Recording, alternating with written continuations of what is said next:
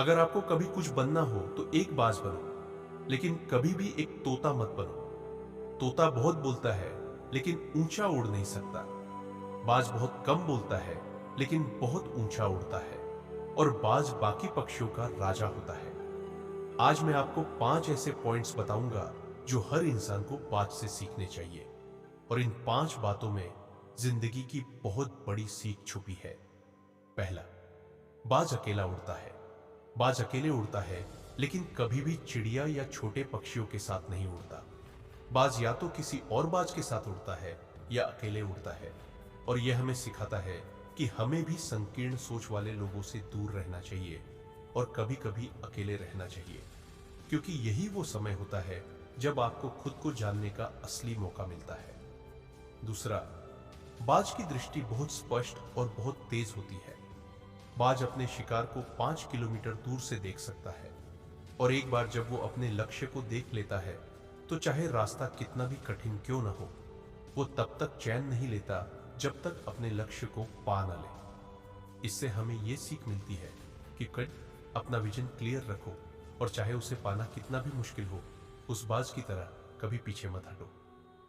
तीसरा, बाज कभी मरे हुए जानवर नहीं खाता।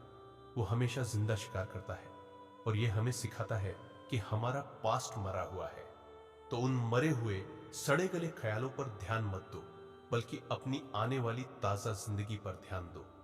आपके पुराने जख्म, पुराने दुख जो आपको तकलीफ देते हैं, उन्हें वहीं रहने दो जहां उनका स्थान है, पास्ट में। अपने पास्ट को अपने प्रेजेंट में जगह मत दो, क्योंकि अगर पास्ट आपके प्रेजेंट में आ गया, तो वो पास्ट कभी भी आपको प्रेजेंट में जीने नहीं देगा। चाहे आपके पास्ट में कितना भी बुरा क्यों ना हुआ हो, वो सारी बातें, सारी यादें अब डेड है। और बाज की तरह बनो जो कभी भी मरे हुए चीजों को नहीं खाता। चौथा, बाज तूफान आने पर बहुत उत्साहित हो जाता है। जब बारिश होती है तो सभी पक्षी छुप जाते हैं, लेकिन बाज उस पल को एंजॉय करता है। जब तेज हवाएं चलती है तो बाज उन्हीं हवाओं की मदद से और ऊंचाई पर उड़ता है। और वो इतना ऊपर चला जाता है कि बादलों के भी ऊपर पहुंच जाता है। और यहां से हमें बहुत बड़ी सीख मिलती है कि तकलीफों में भी मजा ढूंढो। जैसा कि नेपोलियन हिल ने कहा था, हर बड़ी चुनौती अपने साथ एक बड़ा अवसर लेकर आती है।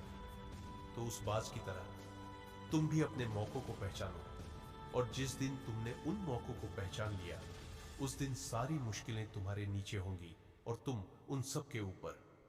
पांचवा, बाज हमेशा अपने घोंसले से मुलायम घास हटा देता है, ताकि उसका बच्चा उसमें आराम से ना रह सके। क्योंकि अगर बच्चा आराम से रहेगा तो वो वहीं रुकना चाहेगा। लेकिन बाज ऐसा कभी नहीं होने देता।